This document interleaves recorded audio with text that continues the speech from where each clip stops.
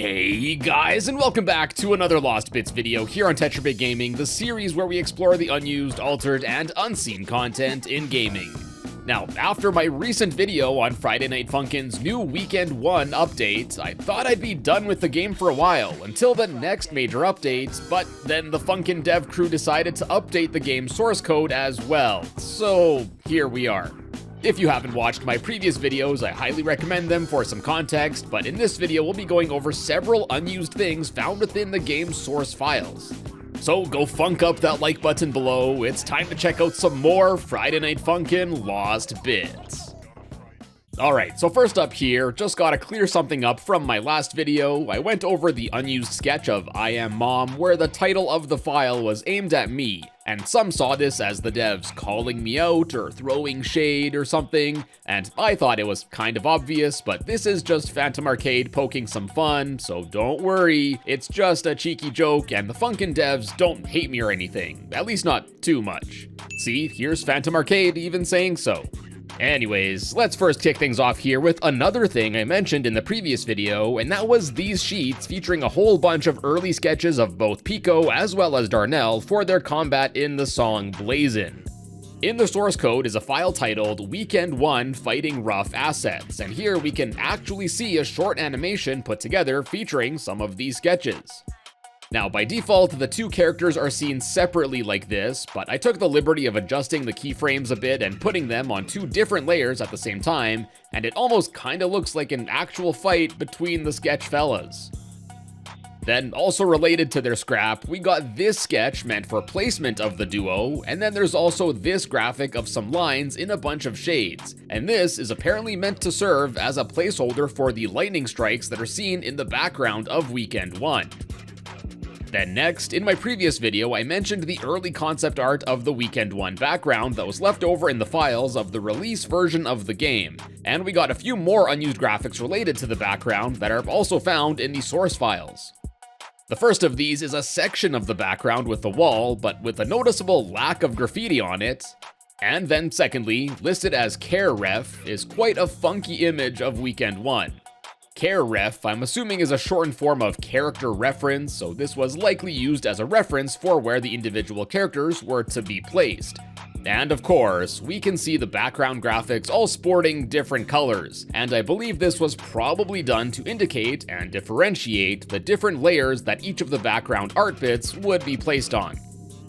And then almost identical to that file, we have Care Ref with an extra R in the file name, and it looks like it's basically the same, except for Pico being positioned slightly to the right this time around.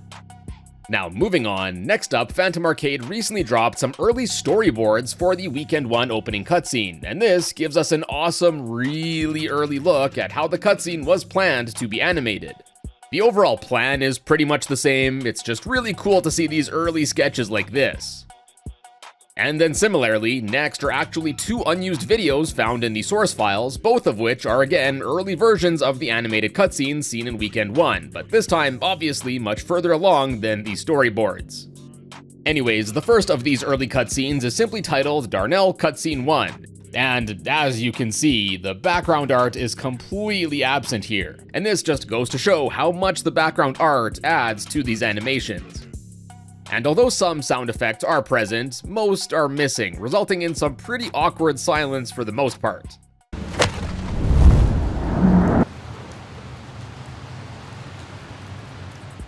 And then secondly, there's also a similar early version for the final cutscene after the Blazin' fight. I'll play some highlights from these animations side by side with their final counterparts so you can really see the differences between the two.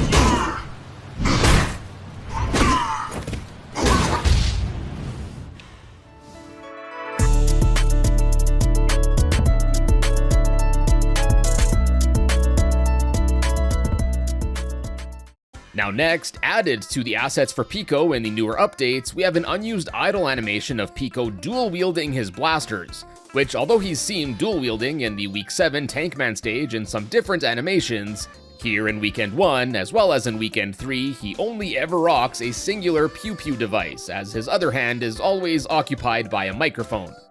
And oddly enough, by default, the animation has a transparent white box covering most of it.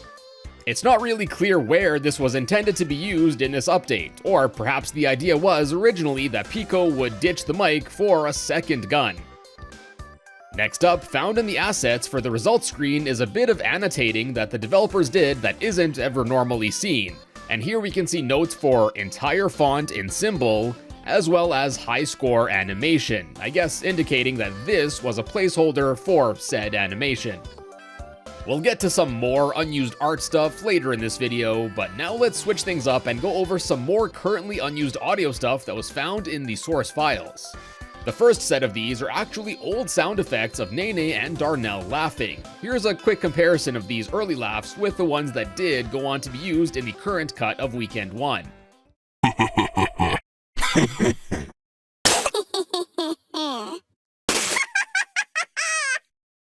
And then secondly, for the unused audio stuff, is actually a Pico track for the Dad Battle song from Week 1, resulting in a Pico remix of sorts. And honestly, it goes pretty hard. Here's what it sounds like if it replaces Boyfriend's regular track.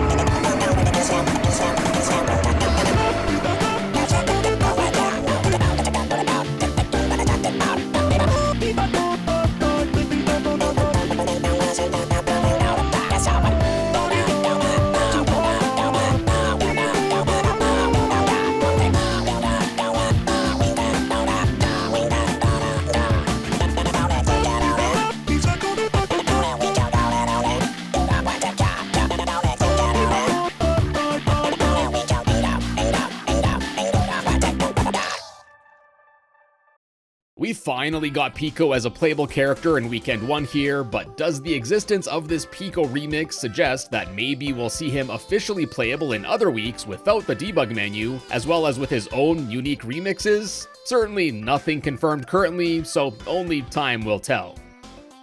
Then next up, in my last video, we went over the secret window shaking feature on the main menu, but it turns out there's another little secret here.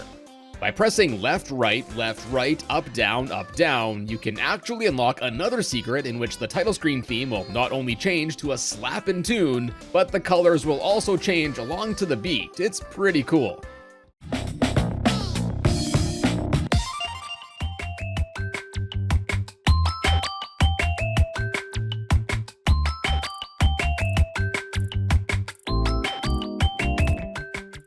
And if you didn't catch it, the sequence of keys to press is actually a reference to the tutorial level, in which Girlfriend instructs you to press those directions in the same order. And then another thing we've touched on in previous videos is the secret Gitaru Man death screen. But this update apparently has added another super rare death screen in which Boyfriend fakes out a death before ultimately dying anyway. I think it's super funny how he thinks he's gonna survive before then getting yeeted back to being dead. Now I said apparently earlier since I haven't been able to get this myself, and that's for the simple fact that this is extremely rare to get. Now I saw a lot of conflicting numbers being thrown around online, so I decided to check the source code myself, and it's apparently a whopping 1 in 4,096 or a 0.024% chance of getting this screen to appear. basically making it a Pokemon shiny hunt to get this to happen.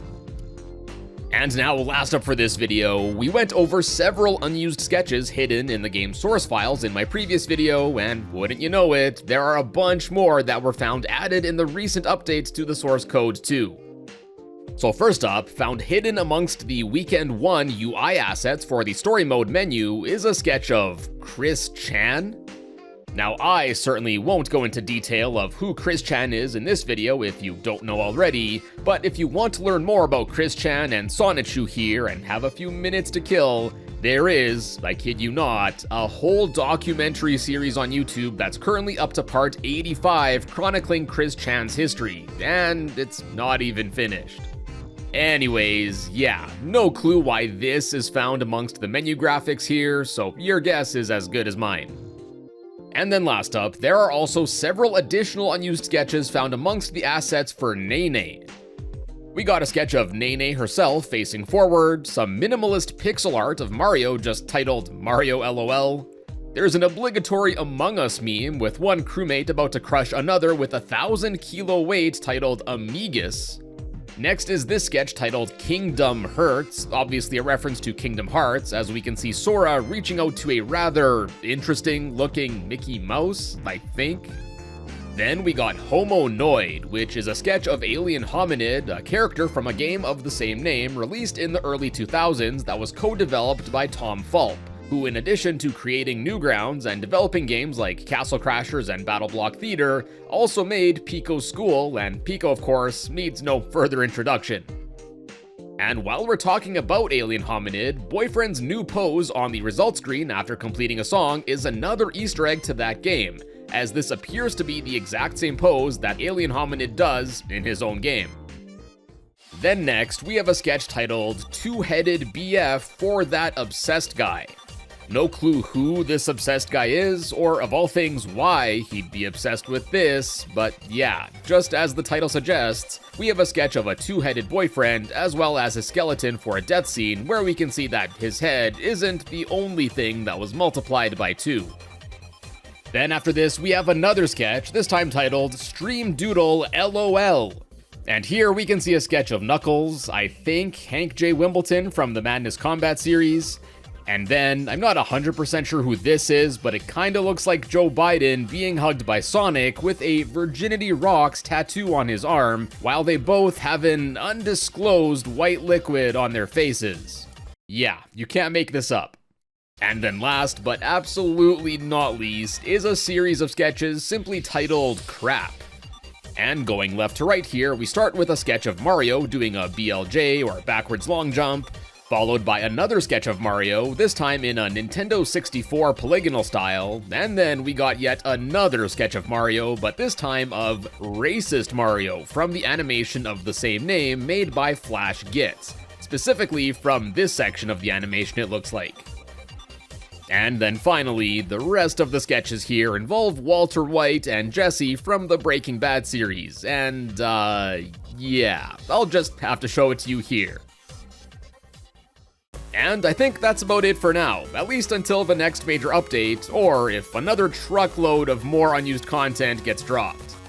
Anyways, I hope you enjoyed this video. If you did, check out some of my other Lost Bits videos, and be sure to subscribe and ring the notification bell to find your way back here in the future. And as always, thank you all so much for funkin' with me today, and I will see you in a bit.